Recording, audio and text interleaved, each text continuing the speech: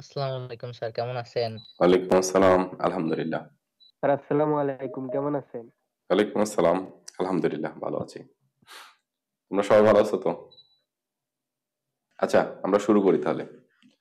গতদিন আমরা উৎপাদন সম্ভাবনা রেখা অঙ্কন করছি। আর উৎপাদন সম্ভাবনা রেখার ভিতরের বিন্দু বাইরের বিন্দু কি নির্দেশ করে সেটাও করছি। তো আজকে সেরকমই একটা টপিকস আছে। আজকে উৎপাদন সম্ভাবনা রেখা সম্পর্কিত বাকি যা কিছু আছে সেটা শেষ করার চেষ্টা করব। তাহলে দেখো, এখানে একটা উদ্দীপক দেওয়া আছে, এক্স দ্রব্যের পরিমাণ, ওয়াই দ্রব্যের পরিমাণ দেওয়া আছে। তো প্রথমত হলো উৎপাদন সম্ভাবনা রেখা আঁকো। এটা তো আমরা পারি, সবাই পারি না? জি স্যার। আচ্ছা, তো এটা যেহেতু আমরা পারি, এখন আমরা এই দ্বিতীয় কোশ্চেনটা একটু দেখি যে এক্স ইকুয়াল 25 এবং ওয়াই ইকুয়াল 25 আর এক্স ইকুয়াল 40 ওয়াই ইকুয়াল 40 উৎপাদনের যৌক্তিকতা বিশ্লেষণ করো। মানে উৎপাদন করা সম্ভব কি সম্ভব না সেটা যৌক্তিক কারণ সহ ব্যাখ্যা করো, এরকমই আসবে। ঠিক আছে? এখন গতে তো আমরা, এটা গতে থাকে সাধারণত উৎপাদন সম্ভাবনা রেখা আমরা আঁকবো, আর ঘতে থাকবে এরকম। এখন ঘতে যখন এটা থাকবে তখন কিন্তু আমাদেরকে এই উৎপাদন সম্ভাবনা রেখা আবার আঁকতে হবে। তো এই উৎপাদন সম্ভাবনা রেখা অর্থাৎ তালিকার ভিত্তিতে আবার আমাদের উৎপাদন সম্ভাবনা রেখা আঁকতে হবে, এবং সেই উৎপাদন সম্ভাবনা রেখা আঁকার পরে আমরা এই সংখ্যা মানগুলো দিয়ে দুইটা বিন্দু নির্দেশ করব, আর সেই বিন্দু দুইটাতে উৎপাদন করা সম্ভব নাকি সম্ভব না আমরা সেটা ব্যাখ্যা করব। বোঝা গেছে? জি স্যার। আচ্ছা, তাহলে এই ঘ কোশ্চিনের অ্যান্সার করার জন্য আমার অবশ্যই উৎপাদন সম্ভাবনা রেখা আঁকতে হবে, অর্থাৎ গ কোশ্চিন অ্যান্সার করাই লাগবে। তো এই জন্য এটা আর করার প্রয়োজন নাই, এটা করার জন্য তোমার এটা করাই লাগবে। এই জন্য একবারে আমরা এটাই শুরু করে দিই। ঠিক আছে? তাহলে আমরা কি করব, ভূমি অক্ষে এক্স দ্রব্য দেখাবো, আর লম্ব অক্ষে কি দেখাবো, লম্ব অক্ষে ওয়াই দ্রব্যের পরিমাণ দেখাবো। হয়তো। আচ্ছা, তাহলে এক্স দ্রব্য আর ওয়াই দ্রব্যের সর্বোচ্চ পরিমাণ হলো 50। তাহলে কিভাবে নিব, 10, 10 20, 30, 40 আর 50 আজকে বাংলায় লিখতেছি। এটা হলো এক্স অক্ষ বা ভূমি অক্ষ, আর এইদিকে হলো লম্ব অক্ষ, এদিকে আমরা ওয়াই দ্রব্য দেখাবো। কেন? দ্রব্যের নামই আছে এক্স আর ওয়াই। তো গতদিন বলছিলাম যে যদি এক্স দ্রব্য থাকে নাম দিয়ে, তাহলে অবশ্যই এক্স দ্রব্যটা ভূমি অক্ষে দেখাবো, আর এটা যদি আমরা ওয়াই অক্ষ বলি, লম্ব অক্ষ বলি, এইদিকে আমরা ওয়াই দ্রব্যটা দেখাবো। আর অন্য কোনো দ্রব্যের নাম দিয়ে যদি থাকে, দ্রব্যের নাম যদি দেওয়া থাকে, দেন আমরা যে কোনোটা এক ভূমি অক্ষে দেখাবো আর একটা লম্ব অক্ষে দেখাবো। তাহলে ঠিক এই পাশেও একইভাবে নিব, 10, 20, 30, 40 আর 50। তাহলে এক্স দ্রব্যের উৎপাদন 0, ওয়াই দ্রব্যের উৎপাদন 50। এক্স দ্রব্যের কোনো উৎপাদন নাই, তখন ওয়াই দ্রব্যের উৎপাদন শুধু আছে কত, 50 পর্যন্ত। 50। তাহলে এটা আমরা নিব, এই বিন্দু দিলাম। এক্স দ্রব্য 25, তাহলে এইদিকে হলো এক্স দ্রব্যের উৎপাদন, এটা হলো 20, এটা হলো 30, তাহলে 25 কি হবে, ঠিক এর মাঝামাঝিতে। হ্যাঁ, তাহলে আমরা কি করব, এখান থেকে একটা স্কেল দিয়ে একটা দাগ টেনে দেব উপর দিকে থাকবে। ওকে। তো ঠিক তখন ওয়াই এর মান কত, অর্থাৎ ওয়াই দ্রব্যের উৎপাদন কত, 40। 40। এদিকে ওয়াই দ্রব্য 40, এখানে এই দাগ দিয়ে দিলাম। তাহলে এটার নাম দিলাম আমরা বি। ঠিক আছে? এরপরে এক্স দ্রব্যের উৎপাদন হলো 40, এক্স দ্রব্যের উৎপাদন 40 কোথায়, এখানে, এখান থেকে দাগ দিলাম। ঠিক তখন ওয়াই দ্রব্যের উৎপাদন হলো 25, এটা হলো 20, এটা হলো 30, তাহলে 25 কোথায় হবে, এখানে, এই বরাবর দাগ টেনে দেব, এটার নাম দিলাম সি। সর্বশেষ এক্স দ্রব্যের উৎপাদন আছে কত, 50 এখানে, আর ওয়াই দ্রব্যের উৎপাদন হলো 0, তাহলে এটাই আমার সেই বিন্দু হলো ডি। ডি। বোঝা গেছে? তাহলে আমরা এখন এই যে যোগ করে দেব, এই হলো আমাদের উৎপাদন সম্ভাবনা রেখা। এটা আমরা এই গতে তো এটা করতে হতো, ঘয়ের জন্য করতেছি। এখন আমাদের মূল কাজ হলো যে এই বিন্দুগুলো আমরা স্থাপন করব। তাহলে এক্স কত, 25, আর ওয়াই হলো 25। এক্স দ্রব্যের উৎপাদনও 25, ওয়াই দ্রব্যের উৎপাদনও 25। তাহলে এক্স দ্রব্যের উৎপাদন 25 এখানে, এখান থেকে উপরের দিকে দাগ টানবো। আচ্ছা, ওয়াই দ্রব্যের উৎপাদন 25 কোথায়, এখানে, এখান থেকে এইদিকে দাগ টানলাম। কোথায় কোথায় ছেদ করতেছে রেখা দুইটা, মিলতেছে কোথায়, এখানে। এটার একটা নাম দিলাম আমরা ই। ঠিক আছে? আচ্ছা, এরপরে আমরা দেখব এক্স 40 আর ওয়াই 40, x40 কোথায়? এখানে। তাহলে এখান থেকে আমরা দাগ দিব একটা উপরের দিকে। y কত তখন? y ও 40। তাহলে y 40 এখানে। এখান থেকে আমরা দাগ টানবো হলো এদিকে। তাহলে কোথায় বিন্দু পাচ্ছি আমরা? এই জায়গায় একটা বিন্দু পাইলাম, এটার নাম দিলাম আমরা f। তাহলে আমরা কি দেখতে পাচ্ছি যে x25 আর y25, এই x আর y এর উৎপাদক সংমিশ্রণটা নির্দেশ করতেছে e বিন্দু দ্বারা, আর x40 y ও 40 এই উৎপাদন সংমিশ্রণটা নির্দেশ করতেছে f বিন্দু দ্বারা। তাহলে আমরা কি দেখতে পাচ্ছি? একটা উৎপাদন সম্ভাবনা রেখার ভেতরে পড়তেছে, আর একটা উৎপাদন সম্ভাবনা রেখার বাইরে পড়তেছে। তা আমরা গতদিন পড়ছি যে উৎপাদন সম্ভাবনা রেখার বাইরে যদি যায় কোনো বিন্দু, তাহলে সেটাতে উৎপাদন করা সম্ভব নয়। সেটাকে কি বলে? অ-অর্জনযোগ্য বিন্দু। তাহলে সহজ কথায় f হলো অ-অর্জনযোগ্য বিন্দু। আচ্ছা, x25 আর y25 এর সংমিশ্রণ বিন্দু আমরা পেয়েছি e। e হলো উৎপাদন সম্ভাবনা রেখার ভেতরে অবস্থিত। তাহলে যেহেতু e উৎপাদন সম্ভাবনা রেখার ভেতরে অবস্থিত, তাহলে এটা আমার পসিবিলিটির ভেতরে, এটাতে আমি উৎপাদন করতে পারবো। তো e বিন্দুতে উৎপাদন করা সম্ভব, কিন্তু কোনো ব্যক্তি, কোনো দেশ, জাতি কেউই e বিন্দুতে উৎপাদন করবে না। কেন করবে না? তার কারণ আছে 5টা। সেই 5টা কারণ আমাকে লিখতে হবে। কারণ কি? যে আমি যদি এইদিকে যাইতাম আরো উৎপাদন বেশি করতে পারতাম, এদিকে গেলে উৎপাদন বাড়াইতে পারতাম। তার মানে ই বিন্দুতে সর্বোচ্চ উৎপাদন সংমিশ্রণ পাওয়া যায় না। সর্বোচ্চ উৎপাদন না পাওয়ার কারণ হলো আমরা সম্পদের পূর্ণ ব্যবহার করতে পারি নাই। তার মানে এখানে সম্পদের অপূর্ণ ব্যবহার হয়। তো সম্পদের অপূর্ণ ব্যবহার হলে অপূর্ণ নিয়োগ হয়, অপূর্ণ নিয়োগ হলে কিছু বেকারত্ব থাকে, অর্থাৎ বেকারত্বের সৃষ্টি হয়। আর সর্বশেষ হলো যে সম্পদের পূর্ণ ব্যবহার যেটা আমরা করি না, যে সম্পদটা আমাদের পড়ে থাকে, সেই সম্পদটা অপচয় হয়। তাহলে ই বিন্দুতে উৎপাদন সম্ভব হলেও ই বিন্দুতে উৎপাদন করবে না। তাহলে এটা আমরা ব্যাখ্যা কিভাবে করব? তাহলে ব্যাখ্যা আমি শুধু বলি, তোমরা একটু শুনে নাও, মনোযোগ দিয়ে শুনলেই তোমরা এটা লিখতে পারবা। চিত্রে ভূমি অক্ষে কি x দ্রব্য, আর লম্ব অক্ষে কি y দ্রব্য। উদ্দীপকের আলোকে প্রাপ্ত উৎপাদন সম্ভাবনা রেখা, উদ্দীপকের আলোকে প্রাপ্ত উৎপাদন সম্ভাবনা রেখা এ, বি, সি আর ডি, তাই না? এটাকে আমরা সংক্ষেপে বলবো এ ডি। সংক্ষেপে কি বলবো? A D. তাহলে হ্যাঁ, এডি, মাঝখানে বিন্দুগুলো না বললেও হবে, সংক্ষেপে বলা হয় এ থেকে ডি, মানে এডি। তো তাহলে চিত্রে ভূমি অক্ষে x দ্রব্য আর লম্ব অক্ষে হলো y দ্রব্য। উদ্দীপকের আলোকে প্রাপ্ত উৎপাদন সম্ভাবনা রেখা হলো এডি। বোঝা গেছে? এখন এরপরে আমরা লিখব x = 25 এবং y = 25। লিখব যে x = 25 ও y = 25 উৎপাদনের সংমিশ্রণ বিন্দু। x = 25 ও y = 25 উৎপাদনের সংমিশ্রণ বিন্দু হলো কি? ই। দেখো, x = 25 এবং y = 25 উৎপাদনের সংমিশ্রণ বিন্দু কি? ই। তাহলে ই বিন্দু উৎপাদন সম্ভাবনা রেখার ভেতরে অবস্থিত। ই বিন্দু যেহেতু উৎপাদন সম্ভাবনা রেখার ভেতরে অবস্থিত, তাহলে ই বিন্দুতে উৎপাদন করা সম্ভব। হ্যাঁ, কিন্তু কোন দেশ বা জাতি ই বিন্দুতে উৎপাদন করবে না। কেন করবে না? তার যে 5টা কারণ আছে, সেই 5টা কারণ লিখতে হবে। বোঝা গেছে? আচ্ছা, এইবার এটা ব্যাখ্যা শেষ।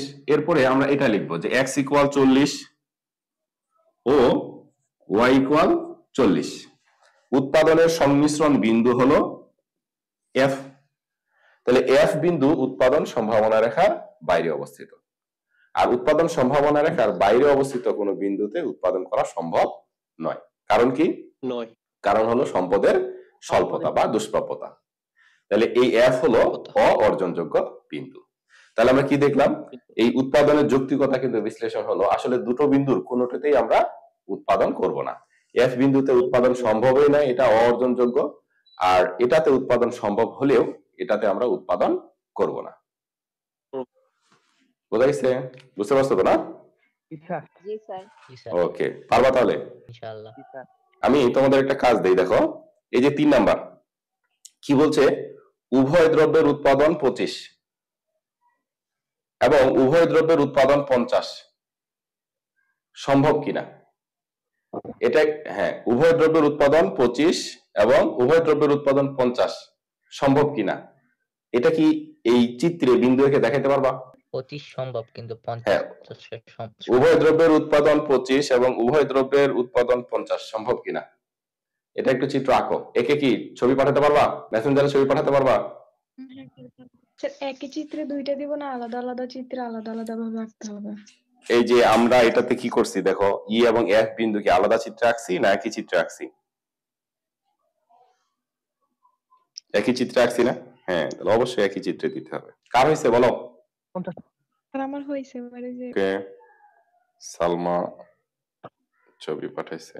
আচ্ছা স্যার আমার ঠিক এটা আছে, পাইতেছে না। এখন দেখো হ্যাঁ তুমি কিন্তু কি করছো, উৎপাদন সম্ভাবনা রেখাটাকে নিজ ইচ্ছা মতো আঁকছো। হ্যাঁ তো উৎপাদন সম্ভাবনা নিজ ইচ্ছা মতো আঁকা যাবে না, এভাবে সংখ্যা দিয়ে এই তালিকার ভিত্তিতেই আঁকতে হবে। হ্যাঁ ইচ্ছে মতো আঁকা যাবে না কিন্তু, মনে থাকবে। তুমি কি করছো 50 টু 50 একটা সার্কেল করে দিছো শুধু, দিয়ে এরপরে 25-25 একটা বিন্দু বসাইছো আর 50 টু 50 একটা বিন্দু দিছো বাইরে। তো এইভাবে শুধু সার্কেল করে দিলে হবে না, উৎপাদন সম্ভাবনা রেখা এই যে এটা ঘতে থাকবে অথবা এটা ঘতে থাকবে, এটা করার জন্য অবশ্যই কি করতে হবে, এই যে উদ্দীপক আছে এই উদ্দীপকের ভিত্তিতেই উৎপাদন সম্ভাবনা রেখাটা আঁকতে হবে। অর্থাৎ গণনে যেটা থাকে যে উৎপাদন সম্ভাবনা রেখা আঁকো উদ্দীপকের আলোকে, ঠিক এক্স্যাক্টলি ওইভাবে আঁকতে হবে যেমন এখানে আঁকছি। হ্যাঁ পূর্ণ সংখ্যা দিয়ে বসায় আগে উৎপাদন সম্ভাবনা রেখা আঁকতে হবে, দেন তোমাকে বিন্দুগুলো স্থাপন করতে হবে। বুঝতে পারছো? জি স্যার। সাবরিনা এটা ঠিক আছে, এই যে পাঠাইছে, গুড, ভেরি গুড। আর কেউ? সাবরিনটা ঠিক আছে, সান পাঠাইছে ঠিক আছে। তো স্কেল পেন্সিল দিয়ে করতে হবে কিন্তু। জি স্যার। তুমি কি করছো, দাগ টানছো হাত দিয়ে, স্কেল ব্যবহার করনি। সৌরভ সেম কাজ করছো, স্কেল ব্যবহার করনি, পেন্সিল ব্যবহার করছো, স্কেল ব্যবহার করনি। ঠিক আছে হাত দিয়ে আঁকছো, দ্রুত আঁকছো। আচ্ছা ঠিক আছে, তো কি বলছে উভয় দ্রব্যের উৎপাদন 25, এর মানে হলো এক্স দ্রব্য 25 ওয়াই দ্রব্য 25, তার মানে এই বিন্দুটা এখানেই রয়ে গেছে। হ্যাঁ ই নাম দিলাম। এরপরে বলছে উভয় দ্রব্য 50 একক, তার মানে এক্স ও 50 ওয়াই ও 50, তাহলে এক্স 50 এখানে, এখান থেকে দাগ টানবো, আর ওয়াই 50 কোথায়, এখানে। এই যে বিন্দু গেল আমার উৎপাদন সম্ভাবনা রেখার বাইরে, ঠিক আগের মতোই। ঠিক আছে, তাহলে উৎপাদন সম্ভাবনা রেখার বাইরের বিন্দুতে উৎপাদন সম্ভব নয়, আর ই বিন্দুতে উৎপাদন সম্ভব, কিন্তু ই বিন্দুতে উৎপাদন করব না, তার মানে এটা বাইরে চলে গেছে আর কি, এটা এই জায়গায় হবে, এই উৎপাদন সম্ভাবনা রেখার বাইরে। ঠিক আছে, তো ব্যাখ্যা আগের মতোই যে উভয় দ্রব্যের উৎপাদন 25 একক, এর সংমিশ্রণ বিন্দু হলো ই, ই বিন্দুতে উৎপাদন সম্ভব, ই বিন্দু উৎপাদন সম্ভাবনা রেখার ভেতরে অবস্থিত, কিন্তু কোন দেশ জাতি বা সমাজ ই বিন্দুতে উৎপাদন করবে না। কেন করবে না, ওই আগের 5টা কারণ লিখে দিতে হবে।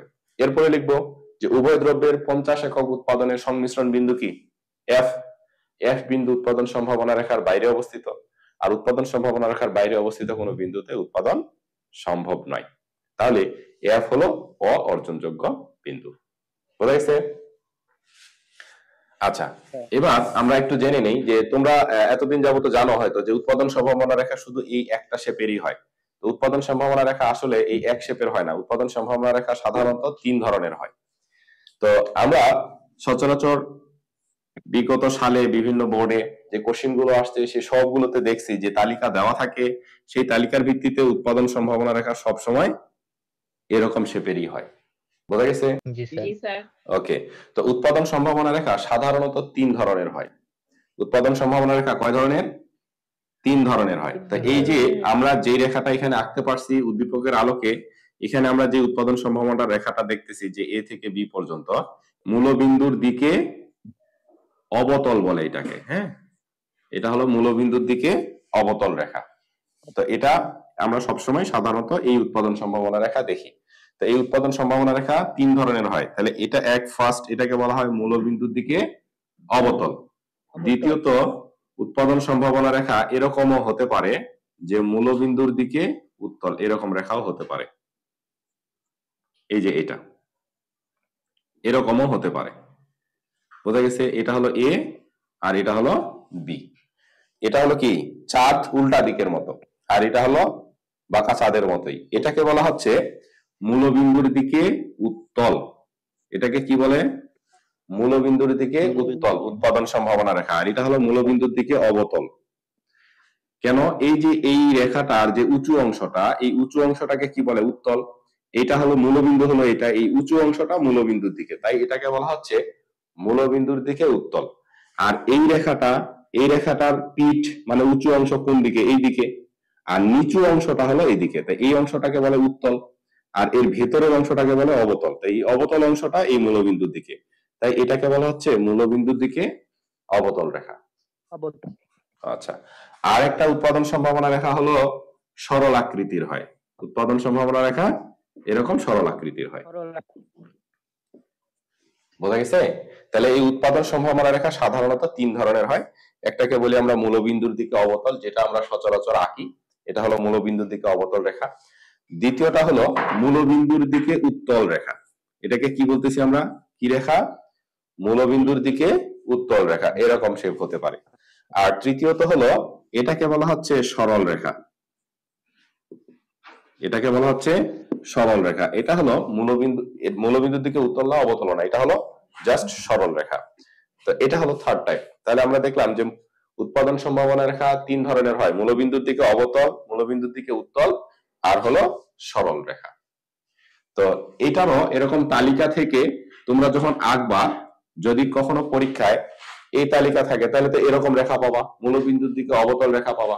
কিন্তু কখনো এমন ভাবে তালিকা দিতে পারে যে যার জন্য রেখাটা এরকম হতে পারে, তো সেখানে ভয় পাওয়ার কারণ নেই যে তোমার উত্তর আসলে হয়নি। বোঝা গেছে?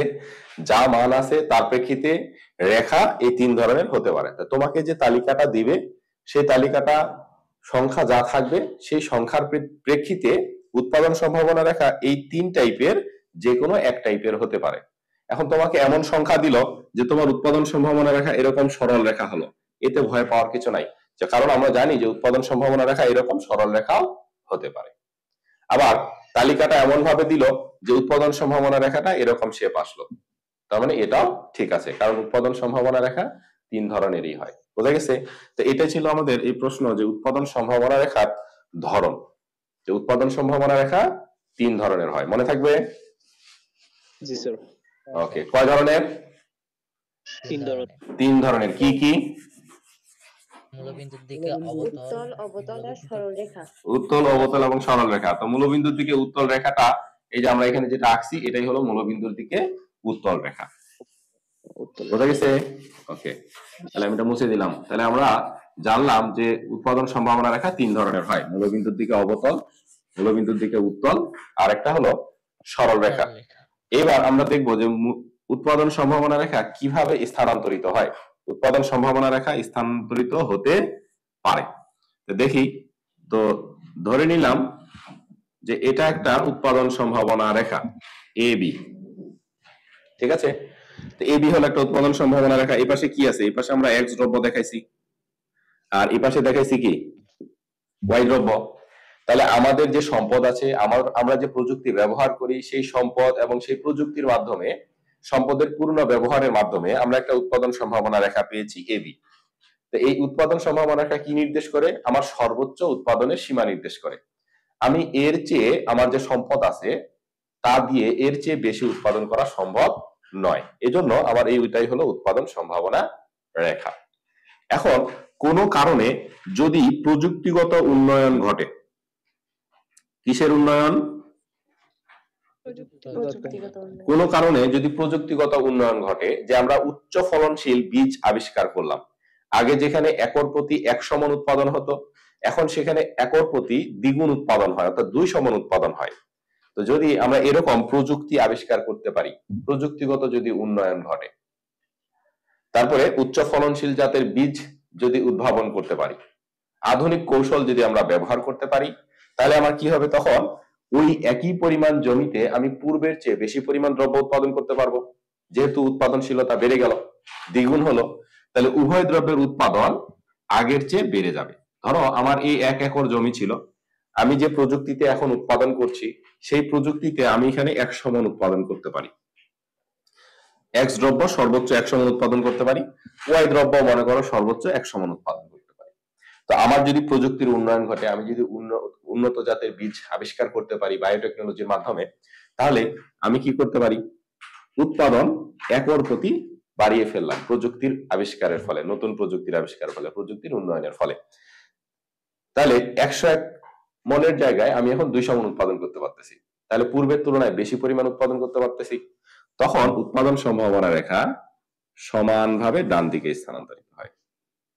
তাহলে এটাকে আমরা কি বলতে পারি? সিডি রেখা দ্বারা প্রকাশ করতে পারি। তার মানে কি, যদি প্রযুক্তির উন্নয়ন ঘটে, যদি উৎপাদনশীলতা বৃদ্ধি পায়, তাহলে উৎপাদন সম্ভাবনা রেখা ডান দিকে স্থানান্তরিত হয়। বোঝা গেছে? তো এই উৎপাদন সম্ভাবনা রেখা যদি ডান দিকে স্থানান্তরিত হয়, তাহলে সেটাকে সাধারণত বলা হয় প্রবৃদ্ধি, বা এটাকে বলা হয় উন্নয়ন। তাহলে উৎপাদন সম্ভাবনা রেখা যখন ডান দিকে স্থানান্তরিত হয়, তাহলে সেটাকে অর্থনৈতিক প্রবৃদ্ধি বা অর্থনৈতিক উন্নয়ন নির্দেশ করে। বোঝা গেছে কথা? তাহলে উৎপাদন সম্ভাবনা রেখা ডান দিকে কখন স্থানান্তরিত হয়? যদি প্রযুক্তির উন্নয়ন ঘটে, উৎপাদনশীলতা পূর্বের তুলনায় বৃদ্ধি পায়, আর সেটাকে বলা হচ্ছে অর্থনৈতিক প্রবৃদ্ধি বা অর্থনৈতিক উন্নয়ন। আচ্ছা, যদি কোনো কারণে তোমার প্রাকৃতিক দুর্যোগ হলো, বন্যা, ঘূর্ণিঝড়, জলোচ্ছ্বাস এরকম, তখন কি উৎপাদনশীলতা কমে যাবে? জমির উর্বরতা নষ্ট হয়, উৎপাদনশীলতা কমে। কিংবা যুদ্ধ বিগ্রহ শুরু হলো, কোনো কারণে যুদ্ধ হলো, তাহলে তখন কি হবে? তখন উৎপাদনশীলতা কমে যাবে। তখন উৎপাদন সম্ভাবনা রেখা নিচের দিকে অর্থাৎ বামের দিকে স্থানান্তরিত হয়। এই রেখাটাকে তুমি যদি ফিক্সড ধরো, হাত স্থাপন করো, তাহলে ডান দিকে, ডান হাতে এইদিকে পড়ছে, তাহলে ডান দিকে গেলে এটাকে বলা হয় ডান দিকে স্থানান্তর, আর বাম দিকে আসলে এটাকে বলা হচ্ছে বাম দিকে স্থানান্তর। তাহলে এটাকে বলতেছি আমরা বাম দিকে স্থানান্তর। তুমি এখানে হাত বসাও, এই যে বি বিন্দুতে প্রাথমিক উৎপাদন সম্ভাবনা রেখা কোথায়? বি বিন্দুতে। এখানে হাত বসায় দেখো, পরের রেখাটা কোন দিকে গেছে? ডান দিকে গেছে না? এটাকে বলা হচ্ছে ডান দিকে স্থানান্তর। আর পরের রেখাটা কোন দিকে আসতেছে? এইদিকে না বামের দিকে আসতেছে, এই জন্য এটাকে বলা হচ্ছে বাম দিকে স্থানান্তর।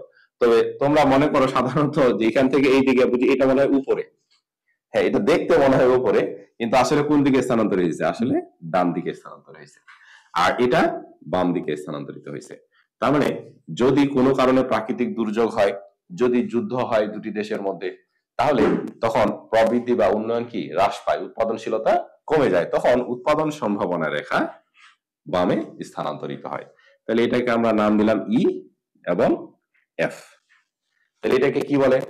এটাকে দেশের অর্থনৈতিক মন্দা অবস্থা বলে। তাহলে যখন অর্থনৈতিক মন্দা সৃষ্টি হয়, তখন উৎপাদন সম্ভাবনা রেখা বামে স্থানান্তরিত হয়, আর যখন প্রবৃদ্ধি বা উন্নয়ন হয় বা উৎপাদনশীলতা বৃদ্ধি পায়, প্রযুক্তির উন্নয়ন ঘটে, তখন উৎপাদন সম্ভাবনা রেখা ডান দিকে স্থানান্তরিত হয়।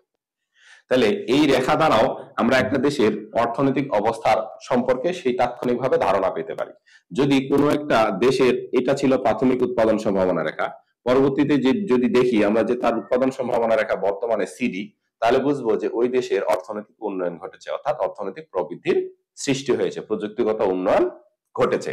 আর যদি দেখি উৎপাদন সম্ভাবনা রেখা বাম দিকে স্থানান্তরিত হয়েছে, তার মানে বুঝতে হবে যে ওই দেশের উৎপাদনশীলতা পূর্বের চেয়ে আরো কমে গেছে, অর্থনৈতিক দক্ষতা হ্রাস পেয়েছে, যুদ্ধ বিগ্রহ বা প্রাকৃতিক দুর্যোগের কারণে উৎপাদন কমে গেছে, অর্থনৈতিক মন্দার সৃষ্টি হয়েছে, অর্থাৎ ওই দেশটি এখন অর্থনৈতিক মন্দা অবস্থায় আছে।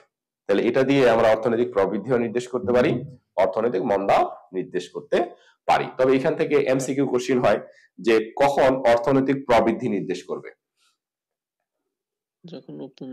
যখন উৎপাদন সম্ভাবনা রেখা ডান দিকে স্থানান্তরিত হবে, আর মন্দা হবে যখন উৎপাদন সম্ভাবনা রেখা বামের দিকে স্থানান্তরিত হবে। বোঝা গেছে? জি স্যার। ওকে, গুড। এবার আমরা দেখি যে উৎপাদন সম্ভাবনা রেখার সাহায্যে কিভাবে একটি দেশের অর্থনৈতিক অবস্থা সম্পর্কে আমরা জানতে পারি সেটা দেখব। তো উৎপাদন সম্ভাবনা রেখা বিভিন্ন শেপের হয়।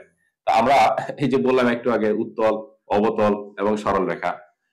আচ্ছা, ধরো এইদিকে আমরা কৃষি দ্রব্য দেখাই, কৃষি দ্রব্য, আর এইদিকে ধরো শিল্প দ্রব্য দেখাচ্ছি। আচ্ছা, একটা দেশের অর্থনৈতিক উন্নয়ন কিভাবে বোঝা যায়? যদি কৃষিগত উন্নয়ন ঘটে নাকি শিল্পের উন্নয়ন ঘটে? কখন উন্নয়ন বেশি ঘটে? কৃষিগত উন্নয়ন মনে হয়। হ্যাঁ, কৃষিগত উন্নয়ন হলো বেসিক উন্নয়ন। যদি একটা দেশ শিল্প সমৃদ্ধ হয়, তাহলে ওই দেশটা দ্রুত আরো অর্থনৈতিক উন্নয়ন ঘটাতে পারে। কৃষি থেকেই শিল্পের কাঁচামাল সরবরাহ করা হয়। তো কৃষির উন্নয়ন তো অবশ্যই দরকার শিল্পের উন্নয়নের জন্য। এর মানে হচ্ছে যে শিল্পের উন্নয়ন যত বেশি ঘটবে, বুঝতে হবে যে ওই দেশের কৃষির উন্নয়ন তো অবশ্যই ঘটতেছে, শিল্পের উন্নয়নও ঘটতেছে। তো শিল্পের উন্নয়ন যত বেশি ঘটবে, ওই দেশের অর্থনৈতিক উন্নয়ন তত দ্রুত ঘটবে। তো ধরে নেই একটা দেশ কৃষি দ্রব্য উৎপাদন করে ওবি পরিমাণ, আর শিল্প দ্রব্য উৎপাদন করে এইদিকে ও এ পরিমাণ। একটা দেশ কৃষি দ্রব্য উৎপাদন করে কতটুকু? ওবি পরিমাণ। আর শিল্প দ্রব্য উৎপাদন করে কতটুকু? ও এ পরিমাণ। তাহলে এই বিন্দু দুটাকে যদি আমরা উৎপাদন সম্ভাবনা রেখার শেপ দেই, তাহলে রেখাটা এরকম হতে পারে। এটা একটা উৎপাদন সম্ভাবনা রেখা। ধরে নিলাম যে এটা হলো এ দেশের উৎপাদন সম্ভাবনা রেখা। কোন দেশের? এটা একটা এ দেশের উৎপাদন সম্ভাবনা রেখা। তাহলে এই দেশটা দেখতেছি আমরা কি কৃষি দ্রব্য কি অল্প পরিমাণে উৎপাদন করে, জাস্ট ওবি, আর শিল্প দ্রব্য কি অনেক বেশি পরিমাণে উৎপাদন করে, তাই না? শিল্প দ্রব্য কতটুকু উৎপাদন করে? ওএ, আর কৃষি দ্রব্য ওবি। তো এখানে কি ওএটা বড়, এই চিহ্নের অর্থ তো বুঝো। অর্থাৎ এই দুই বাহুর ভেতরের দিকে যে থাকে সে বড়, আর এই কোণের দিকে যে থাকে সে হলো ছোট। বুঝা গেছে? তাহলে দেখো এই যে কোণের দিকে আছে বি, তার মানে এটা হলো কম আর ছোট, আর এটা হলো বড়। তার মানে ওএ উৎপাদন বেশি, তার মানে শিল্প দ্রব্যের উৎপাদন বেশি, কৃষি দ্রব্যের উৎপাদন তার কম। তাহলে যে দেশের শিল্প দ্রব্য বেশি উৎপাদন হয়, কৃষি দ্রব্য কম উৎপাদন হয়, তাহলে সেই দেশটা কি শিল্প দ্রব্য সমৃদ্ধ দেশ। তার মানে এই দেশটা হলো, এ দেশের উৎপাদন সম্ভাবনা রেখা, এটা হলো শিল্প সমৃদ্ধ দেশ। এটা হলো শিল্প সমৃদ্ধ দেশ। আচ্ছা, এবার অন্য আরেকটা দেশ দেখি যে যেটা কৃষি দ্রব্য উৎপাদন করে ও সি পরিমাণ, ও থেকে সি পরিমাণ, আর শিল্প দ্রব্য উৎপাদন করে ও ডি পরিমাণ। এতটুকু শিল্প দ্রব্য উৎপাদন করে, আর কৃষি দ্রব্য উৎপাদন করে অনেক বেশি। তাহলে এটার উৎপাদন সম্ভাবনা রেখা যদি আঁকি, এটার উৎপাদন সম্ভাবনা রেখাটা হবে এরকম। বোঝা গেছে? ওকে, তাহলে দেখো, তাহলে এটা আমরা ধরে নিলাম যে এটা বি দেশের উৎপাদন সম্ভাবনা রেখা। তাহলে এখানে আমরা কি দেখতে পাচ্ছি? বি দেশটা কৃষি দ্রব্য কতটুকু উৎপাদন করে? ও সি পরিমাণ। ও সি পরিমাণ। আর শিল্প দ্রব্য কতটুকু উৎপাদন করে? ওডি পরিমাণ। ওডি পরিমাণ শিল্প দ্রব্য উৎপাদন করে, আর কৃষি দ্রব্য উৎপাদন করে অনেক বেশি। তাহলে এখানে বেশি কোনটা? কৃষি দ্রব্য উৎপাদন করে বেশি। হ্যাঁ, তাহলে দেখো, তাহলে এই দেশের অর্থনৈতিক অবস্থা কিরকম? কৃষি নির্ভর। এই দেশের, এই দেশেরটা হলো শিল্প নির্ভর, তার মানে এটা হলো শিল্প সমৃদ্ধ দেশ। আর বিদেশেরটা আমরা কি দেখতেছি? কৃষি দ্রব্য অনেক বেশি উৎপাদন হয়, শিল্প দ্রব্য খুবই কম পরিমাণে উৎপাদন হয়। তার মানে বিদেশটা তাহলে কৃষি নির্ভরশীল দেশ, শিল্পের নির্ভরশীলতা কম। তাহলে আমরা কি এ আর বি দেশের মধ্যে অর্থনৈতিক অবস্থা কম্পেয়ার করতে পারি না? এ এবং বি দুটো দেশের মধ্যে কোন দেশের অর্থনৈতিক অবস্থা বেটার? এই দেশের অর্থনৈতিক অবস্থা বেটার, কারণ আমরা জানি যে দেশ শিল্পে যত বেশি সমৃদ্ধ সেই দেশ তত বেশি উন্নত। তাহলে উৎপাদন সম্ভাবনা রেখার আকৃতি দেখেও আমরা একটা দেশের অর্থনৈতিক অবস্থা নির্ণয় করতে পারি যে সেটি কি কৃষি সমৃদ্ধ দেশ না শিল্প সমৃদ্ধ দেশ, অথবা এই দেশটা কতটুকু উন্নত। বোঝা গেছে? এই ছিল উৎপাদন সম্ভাবনা রেখার আদ্যপান্ত। মানে ইহকালে উৎপাদন সম্ভাবনা রেখা সম্পর্কিত যত কোশ্চিন সব এর মধ্যেই পাবা, মানে যা গতদিন আর আজকের মধ্যেই সবকিছু পেয়ে যাবা। তো উৎপাদন সম্ভাবনা রেখা সম্পর্কিত যে কোনো কোশ্চিন যতটুকু ক্লাস করছি এর মধ্য থেকেই আসবে, এর বাইরে আর নেই। বোঝা গেছে? পারা যাবে? হ্যাঁ, প্রথম অধ্যায় না শেষ হয়নি তো, এটা আরো টপিকস বাকি আছে না, তোমার অর্থ ব্যবস্থা সম্পর্কিত টপিকস বাকি আছে। এখানে দুই ধরনের সৃজনশীল কোশ্চিন হয় তোমাদের পরীক্ষায়, আর এমসিকিউ ওই দুই ধরনের টপিকস থেকে আসে। একটা হলো অর্থ ব্যবস্থা সম্পর্কিত, আর একটা হলো উৎপাদন সম্ভাবনা রেখা সম্পর্কিত। এর বাইরে আর টপিকস নাই প্রথম অধ্যায়ে। আর বাকি যেগুলো আছে এগুলো ক, খ এবং এমসিকিউ এর জন্য আসে। ইনশাআল্লাহ আজকে রাতেই তোমাদের মেসেঞ্জারে এই লেকচার শিটটা দিয়ে দেওয়ার চেষ্টা করবো, আজকে রাতেই পেয়ে যাবা ইনশাআল্লাহ। ঠিক আছে? আচ্ছা, তাহলে আমি তোমাদের একটু কোশ্চিন করি, তোমরা একটু দ্রুত উত্তর দিবা।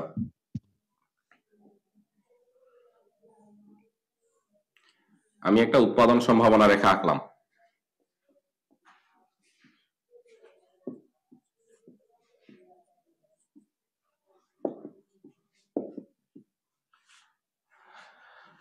এ পাশে হলো ধান আর এ পাশে হলো পাট, ঠিক আছে? আচ্ছা বলো তো সাইমা, যে ধানের সর্বোচ্চ উৎপাদন কোন বিন্দুতে? এগুলো কিন্তু এমসিকিউ। আচ্ছা যেবা বলো, ধানের সর্বোচ্চ উৎপাদন কোন বিন্দুতে? QX2 বিন্দুতে। ধানের সর্বোচ্চ উৎপাদন হচ্ছে X2 বিন্দুতে। আচ্ছা আদার্স কেউ? কিউ বিন্দুতে না স্যার? কে বলতে পারবে ধানের সর্বোচ্চ উৎপাদন কোথায়? বি বিন্দুতে। ধানের সর্বোচ্চ উৎপাদন হলো বি বিন্দুতে।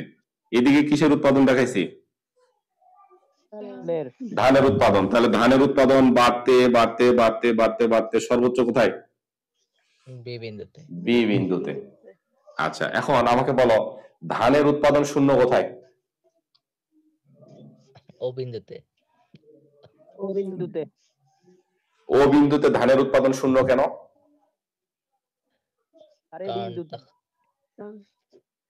এই যে এ বিন্দুতে ধানের উৎপাদন শূন্য কেন? তখন শুধু পাটের উৎপাদন হয়েছিল।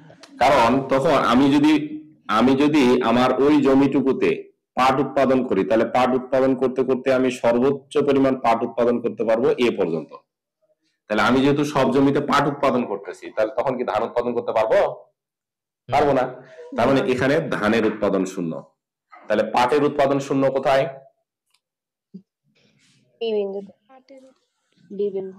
ও বিন্দুতে, যখন ধানের উৎপাদন বি বিন্দু পর্যন্ত। হ্যাঁ, পাটের উৎপাদন শূন্য হলো এখানে।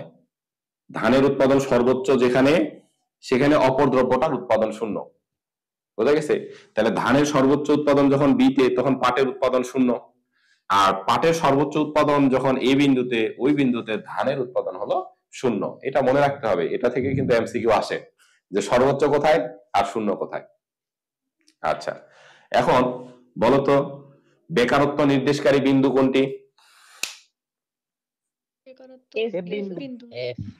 এফ বিন্দু বেকারত্ব নির্দেশ করে। আচ্ছা অপূর্ণ নিয়োগ নির্দেশ করে কোন বিন্দু? ই বিন্দু। কে বলছে অপূর্ণ নিয়োগ নির্দেশ করে? ই বিন্দু। কে বললো? এফ বিন্দু।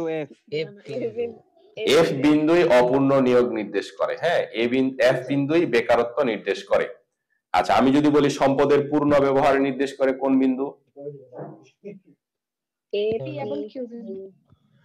সম্পদের পূর্ণ ব্যবহার নির্দেশ করে কোন কোন বিন্দু?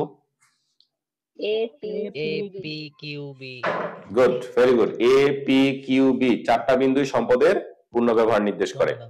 আচ্ছা দুষ্প্রাপ্যতার বিন্দু কোনটা? ই বিন্দু হলো দুষ্প্রাপ্যতার বিন্দু। আর এটাকে এক কথায় কি বলা হয়? অর্জনযোগ্য বিন্দু। গুড। আমি যদি বলি কাম্য উৎপাদন বিন্দু কোনটা? A P Q B. হ্যাঁ, চারটাই হলো আমার কাম্য উৎপাদন বিন্দু, যেখানে আমার সম্পদের পূর্ণ ব্যবহার হয়, যেখানে আমার পূর্ণ নিয়োগ নির্ধারিত হয়। তো এই যে কোশ্চেন করছি, যে কয়েকটা কোশ্চেন করছি, এমসিকিউ যদি আসে তাহলে এর মধ্য থেকে আসবে, এর বাইরে কোশ্চেন নাই। বোঝা গেছে? মনে থাকবে? এমসিকিউ এর মধ্য থেকে থাকবে, এর বাইরে থাকার মতো এমসিকিউ নাই। ঠিক আছে? জি স্যার। ওকে, ভেরি গুড। আচ্ছা পিপিসি এর পূর্ণরূপ কি বলো? আমি কিন্তু প্রতিদিন কিছু না কিছু জিজ্ঞেস করবো, আমার সাথে রেসপন্স করতে হবে সাথে সাথে। তোমরা কে কি পড়ো? Production possibility curve. গুড। আচ্ছা অর্থনৈতিক প্রবৃদ্ধি যদি ঘটে তাহলে উৎপাদন সম্ভাবনা রেখার কি পরিবর্তন হয়? ডানে স্থানান্তরিত হয়। ডান দিকে স্থানান্তরিত হয়। গুড। আর মন্দা অবস্থায় বাম দিকে স্থানান্তরিত হয়। ওকে। আচ্ছা অর্থনীতির মৌলিক সমস্যা কয়টি?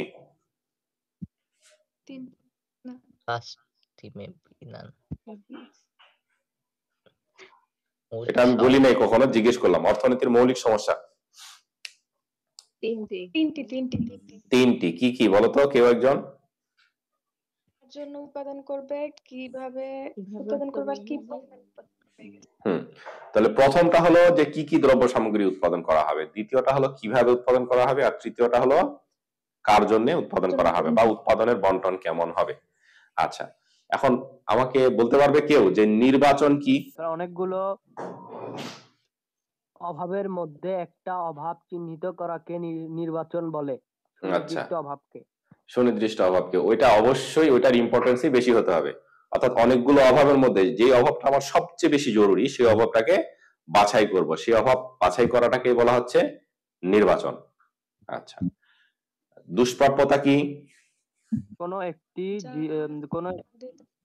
সম্পদের সীমাবদ্ধতা বা সম্পদের স্বল্পতাকে বলা হয় এক কথায় দুষ্প্রাপ্যতা।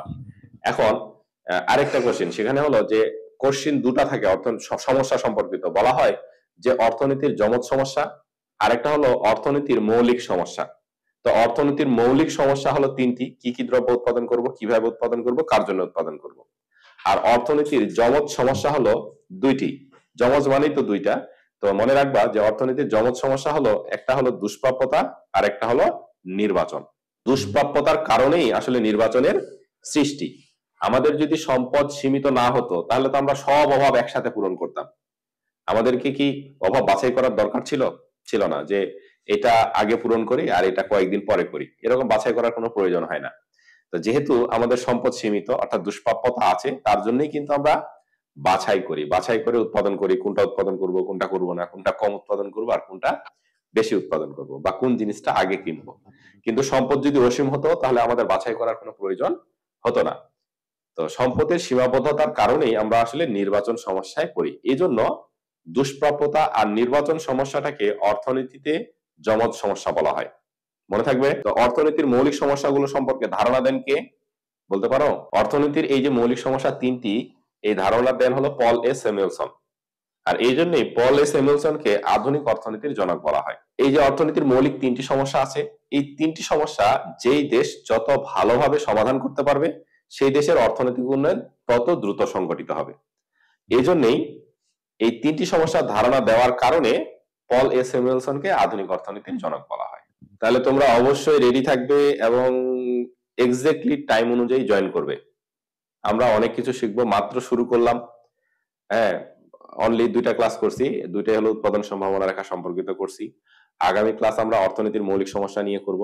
আর অর্থনৈতিক মৌলিক সমস্যা থেকে একটা সিকিউ হয়। তো অর্থনৈতিক মৌলিক সমস্যা 2টা রেখার সাহায্যে ব্যাখ্যা করা যায়, একটা উৎপাদন সম্ভাবনা রেখার সাহায্যে আর একটা হলো তোমার সমউৎপাদন রেখার সাহায্যে। তো আগামী দিন আমাদের টপিকস হলো সমউৎপাদন রেখা কি, সমউৎপাদন রেখার সাহায্যে কিভাবে অর্থনীতির মৌলিক সমস্যাগুলো ব্যাখ্যা করা যায়, কিভাবে দ্রব্যের উৎপাদন কৌশল নির্ধারণ করা যায়, প্রযুক্তি কিভাবে নির্ধারণ করা যায় সে সম্পর্কিত। আর ইতিপূর্বে সব সময় তোমাদের কোশ্চেন হচ্ছে যে তোমার অর্থ ব্যবস্থা সম্পর্কিত আর উৎপাদন সম্ভাবনা রেখা সম্পর্কিত। তো এই যে অর্থনীতির যে প্রথম সমস্যা দ্বিতীয় সমস্যা, এখান থেকে কোশ্চেন তোমাদের পরীক্ষায় খুবই কম হয়েছে। এই জন্য তোমাদের পরবর্তী পরীক্ষায় এই অর্থনৈতিক সমস্যা সম্পর্কিত প্রশ্ন আসার সম্ভাবনা সবচেয়ে বেশি, যে উৎপাদন সম্ভাবনা রেখার সাহায্যে কিভাবে অর্থনীতির প্রথম সমস্যাটা ব্যাখ্যা করব, আর সমুৎপাদন রেখার সাহায্যে কিভাবে অর্থনীতির দ্বিতীয় সমস্যাটা ব্যাখ্যা করব, এবং কৌশলগত নির্বাচন বেছে নিতে পারবো। এই জাতীয় কোশ্চেন হওয়ার সম্ভাবনা তোমাদের পরের তোমাদের পরীক্ষায় অনেক বেশি, কারণ ইতিপূর্বে সবসময় উৎপাদন সম্ভাবনা রেখা আর অর্থনৈতিক ব্যবস্থা সম্পর্কিত কোশ্চেন আসছে। এজন্য আমাদের আগামী দিনের টপিকসটা মোস্ট ইম্পর্টেন্ট টপিকস, কেউ ক্লাস মিস করবে না, সবাই জয়েন করবে সেদিন। এবং তোমাদের পরীক্ষায় আগামী দিনের টপিকসটা থেকেই কোশ্চেন হওয়ার সম্ভাবনা সবচেয়ে বেশি। বোঝা গেছে? অবশ্যই তোমরা সবার সাথে একটু কন্ট্যাক্ট করে সবাইকে মেসেজ দিয়ে মেনশন করে রাখবা যে আগামী দিনের ক্লাসটা মোস্ট ইম্পর্টেন্ট, এটা ক্লাস করতে হবে, এটা মিস করা যাবে না। হ্যাঁ, তো অবশ্যই জয়েন করবা। আর তোমরা কি খাওয়া দাওয়া করছো না খাওয়া দাওয়া করো নাই? খাওয়া দাওয়া করে ক্লাসে জয়েন করছো? কে করে নাই খাওয়া দাওয়া এখনো? Early to bed and early to rise, কিন্তু আমরা কিন্তু রাত 11টা বাজায় দিচ্ছি, হ্যাঁ, ক্লাস করতে করতে। এই জন্য স্টুডেন্ট অবস্থায় তাড়াতাড়ি ঘুমানো ভালো আর সকালবেলা উঠে বই পড়া সবচেয়ে ভালো। তো ঠিক আছে, আমিও খাওয়া করি নাই আজকে, খিদা লাগছে, খাওয়া করবো। আজকে শেষ করি, আর আগামী ক্লাসে অবশ্যই জয়েন করবো সবাই। আগামী দিনের টপিকটা কিন্তু ভীষণ ইম্পর্টেন্ট, মিস করবা না কেউ। হ্যাঁ, তো ভালো থাকো, গুড নাইট, আল্লাহ হাফেজ। শনিবারে ক্লাস না স্যার? হ্যাঁ, শনিবারে না শুক্রবারে? কালকে বৃহস্পতিবার, শুক্রবারে মেবি, শুক্রবারই দেবো, জানাই দেবো কালকে।